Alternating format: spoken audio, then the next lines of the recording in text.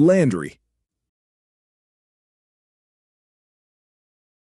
The snow crunched softly beneath the horse hooves. His rider and horse pushed through the blinding snow falling. Trying to find shelter for himself, the man had been searching for 10 minutes, but it felt more like 4 hours. His fingers and ears numb, almost purple. Walter Landry, 35, looked older, his life up to this point being nothing short of hardship and rough living. Not that he complained. He made his choices, accepted the consequences. Still, that didn't make bearing the cold any easier.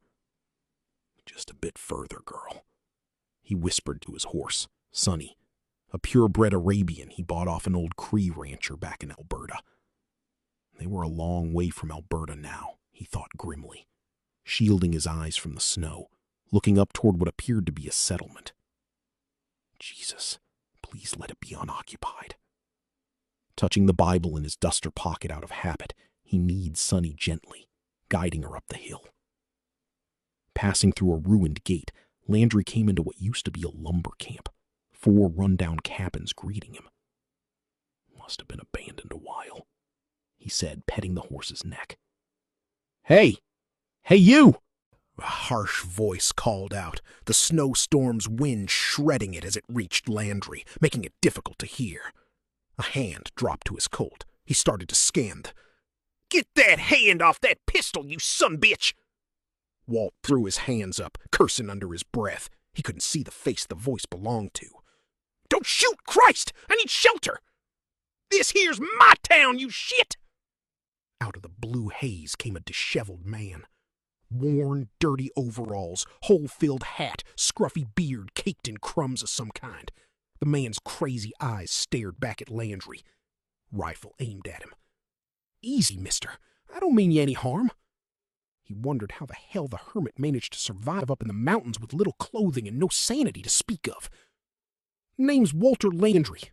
What's yours, friend?" Hoping being polite would soften the old coot up.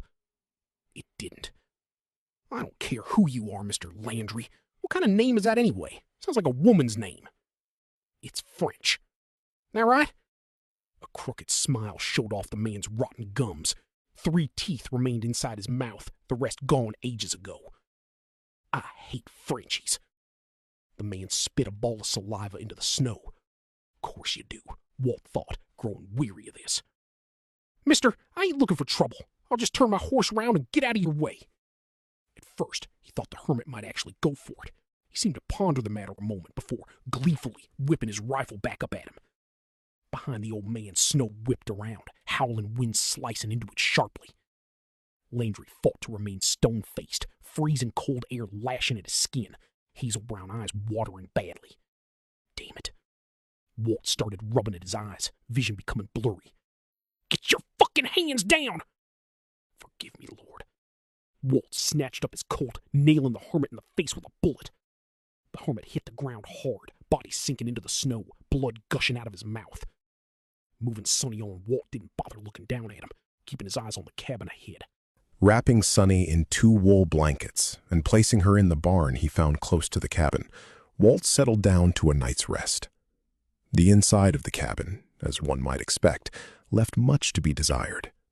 But Walt figured at least it had a working fireplace that he made sure to take advantage of.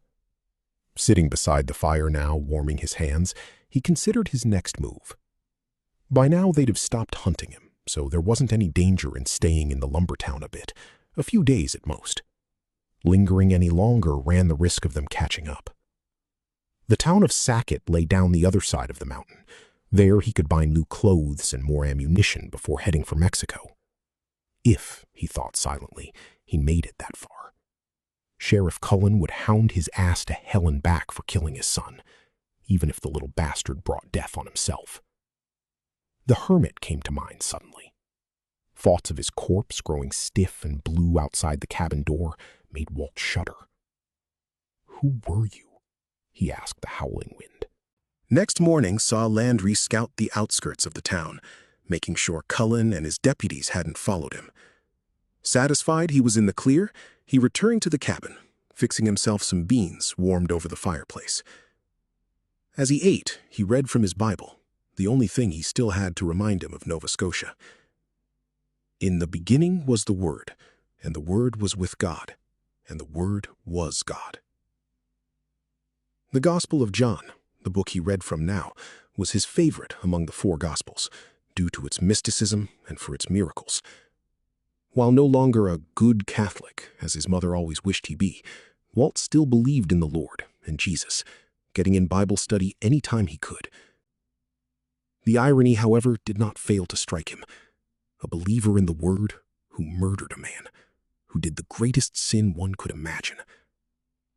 Yet he believed, and most days his faith was what kept him going. Finishing up breakfast, he closed the Bible and set it on the table, reclining back in the rickety chair, thinking on what to do next. Got food to last another 2 days, he said to himself, just now noticing a bean stain on his shirt, rubbing furiously to get it off. Failing. No water to clean this mess, he muttered, buttoning up his duster. Had he not already fed Sonny on his way back from scouting, he would have done that. Anything to avoid the drudgery of the day ahead. Could always practice shooting. Before he could answer himself, a loud crackle boomed outside, sending him jumping off his chair. Seizing his pistol, Landry inched toward the window, peeking out, hoping to see past the frost. For fuck's sake. Barely able to make out the other cabins, let alone anything more, Walt needed a better vantage point. "We know you're here, Landry!"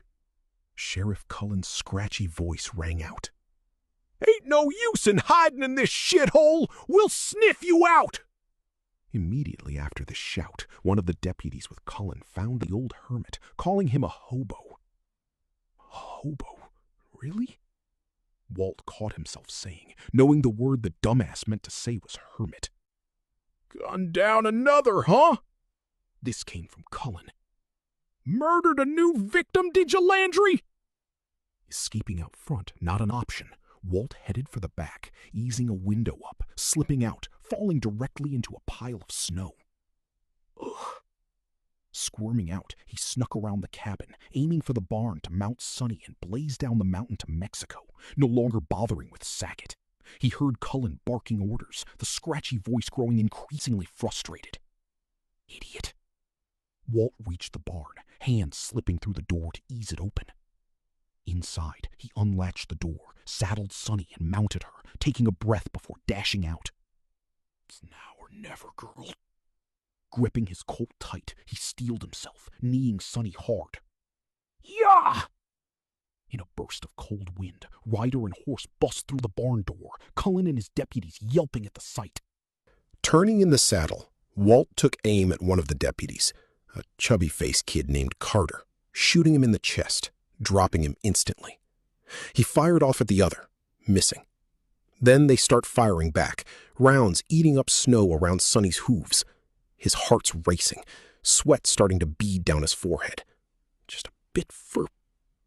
A hot surge bursts in his back. He falls, sprawling out on the snow.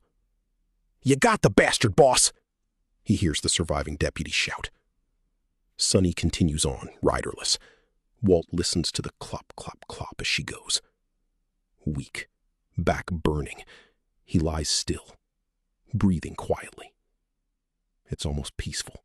In the distance, Cullen and the deputy advance. The deputy, eager as a kid in a candy store might be, runs over to Landry, grabbing him by the arm, hauling him up roughly. "Got you now, you scum!"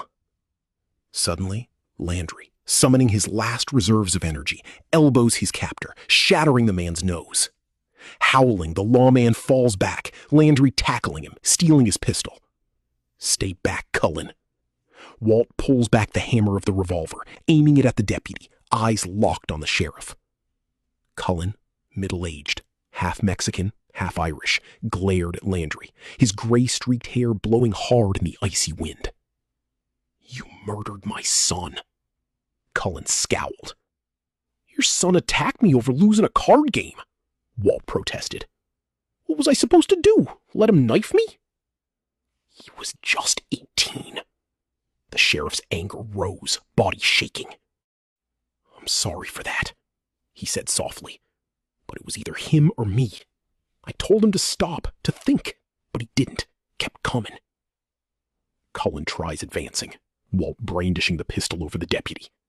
"Stay back, damn it! I will kill him!"